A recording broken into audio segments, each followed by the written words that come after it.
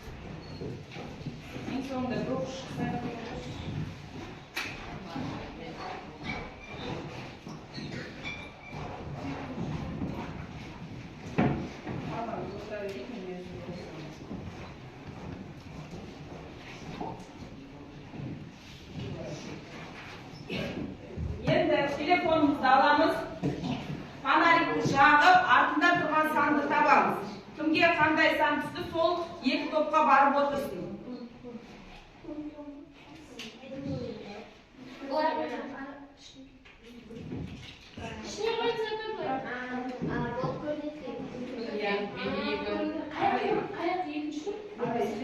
Сабақта қандай тақырып өтіп едік? Географиялық қалдықтың заңдылықтары, иә? Үй тапсырмасын мен қазір сендерден тиын жинау әдісі арқылы сұрайтын боламын. Кім сұраққа дұрыс жауап береді, сол осы тиыннан алатын болады. Және де балалар, біз бүгінгі сабақта ұялы телефон арқылы өзімізді бағалаймыз, және де топ басшысы, топпен жұмыс кезінде топ басшысы бағалап отырады. Мына жерге фломастермен қай тапсырмада дұрыс жауап бердік, соны бояп отыратын боламыз. Сабақтың соңында осының артына кері байланыс жазатын боламыз SMS арқылы.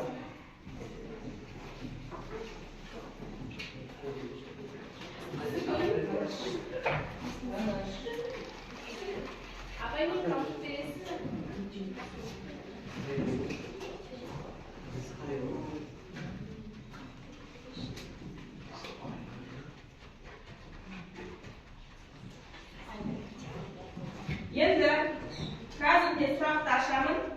Кім білет, сол жауап беретін болсын.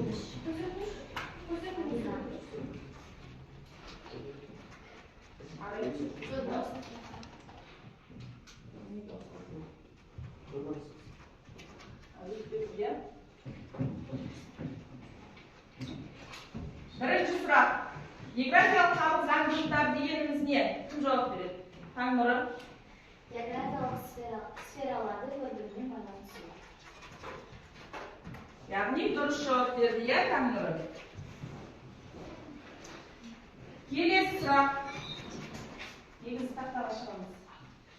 Жерде неше климаттық белдеулер бар? Келеу.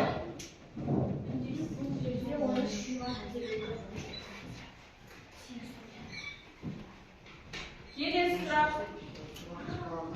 Тауларда қандай белдеулік байқалады? Биіктік.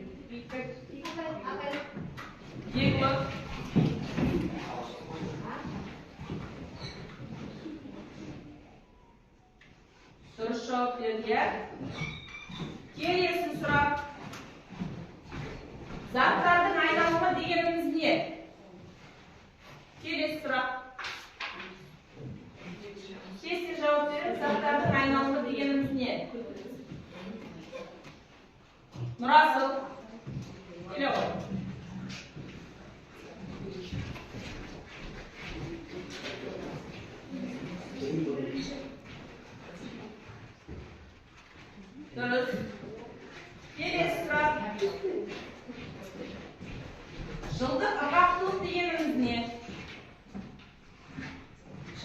Konuşpağın оқушылар.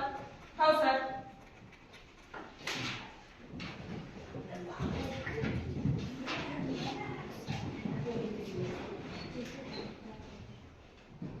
Dürüs.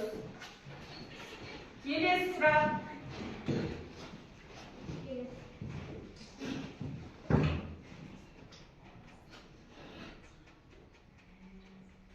Тәуліктік ырғақтылық дегеніміз не? Аяна.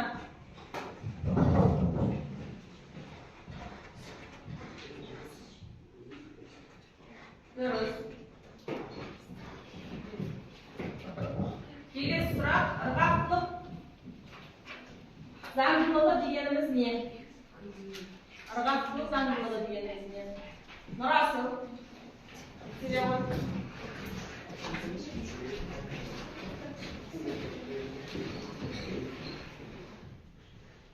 Дұрыс.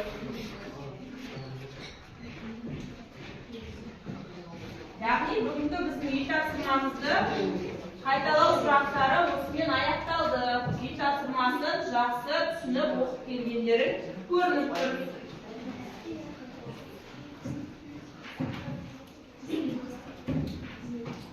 Санағы.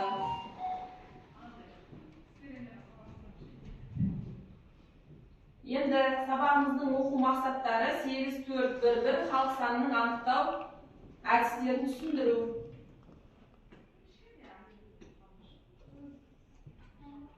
Енді халық санын анықтаудың негізгі статистикасын зерттейтін әдісі ол халық санағы болып табылады. Енді халық санағы деп отырғанымыз белгілі бір уақыт ішінде бүкіл елдің халқы немесе оның бір бөлігі демографиясын, экономикасын, шаруашылығын, әлеуметін сипаттайтын ақпараттарды жинайтын, өңдейтін және тарататын саласын біз халық санағы деп атаймыз.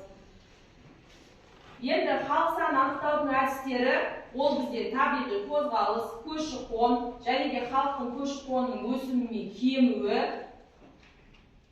және де халықтың табиғи өсуінің кемуі арқылы біз осы әдіс арқылы анықтаймыз және де осы формула арқылы біз халық санының қанша екендігін анықтап шығарамыз.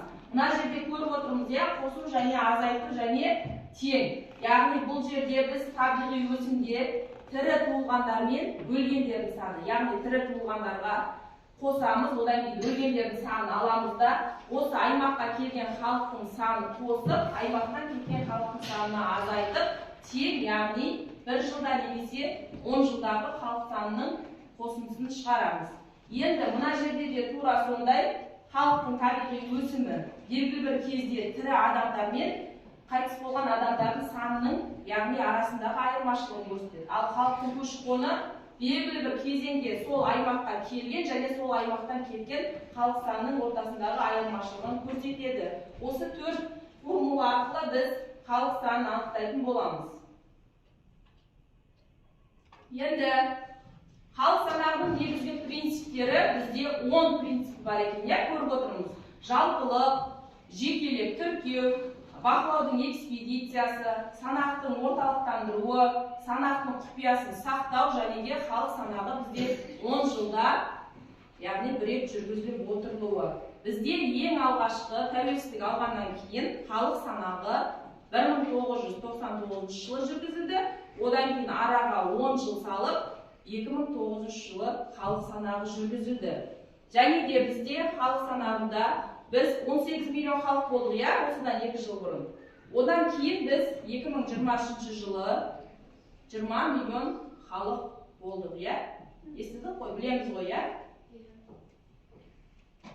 Енді ұлттық санақтың қорытындысы бойынша біз жаңа айтқандай ең алғашқы біздің халық санағы 1999 пен 2009 жылдар аралығындағы біздегі барлық халық санағы көріп отырмыз, 14981 болған, 2009 жылы 16009, енді қала халқы 8455, 2009 жылы 8662 болған.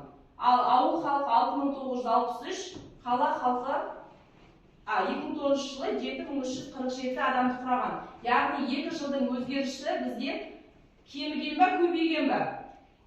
Халықтың саны. Яғни бұл жерде көбейген, яғни 1999 жылға қарағанда 2009 жылы халық саны, яғни бір шама өзгеріске көбейген. Енді мынау ұлттық санақ қорытындысы бойынша бұл жерде халықтың жыныстық құрамы, яғни ерлер мен әйелдердің саны 1993 жылы, 2009 жылы, яғни ауылда және қалада қанша ер адам, әйел адамның, яғни саны бар екендігі көрсетілген. Келесі, бұл этностардың саны. Біз көп ұлтты мемлекетпіз, бізде 130-дан астам ұлт өкілдері тұрады. Яғни осының ішінде бізде тұратын ұлт өкілдері орыс, өзбек, украин, ұйғыр, татар, неміс және де басқа да ұлт өкілдері алынған. Енді қараңдаршы, бұл жерде де 1000. Ал бүгінгі сабақ түсінікті болса, тапсырма орындайық. Бірінші тапсырма 2 топқа беріледі. Бірінші тапсырма дүниежүзілік картасын пайдалана отырып, халқы саны жөнінен алдыңғы 10-ға кіретін елдерді анықтап, картадан көрсету. Бірінші қатар анықтап картадан көрсетеміз, екінші қатар кескін картаға түсіреміз.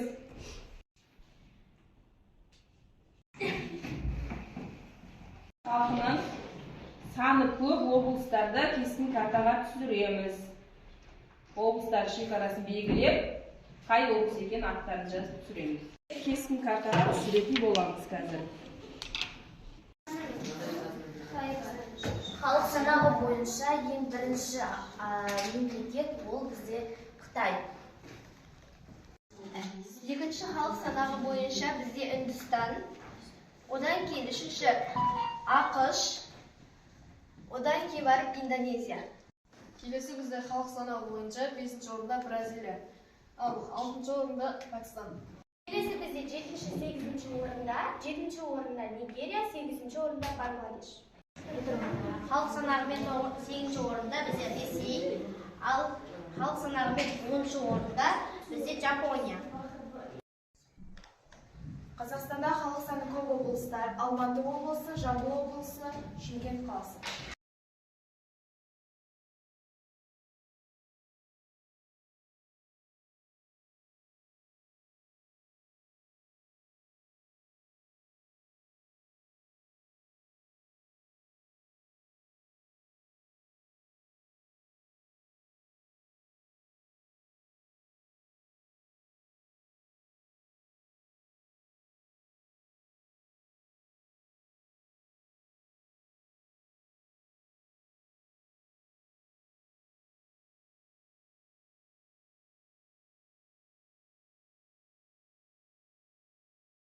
Сабақты қорытындылайтын болсақ, жаңа айтқанбыз, қолымыздағы ұялы телефон арқылы артындағы бос бағанға SMS жазамыз. Бүгінгі сабаққа кері байланыс жазамыз.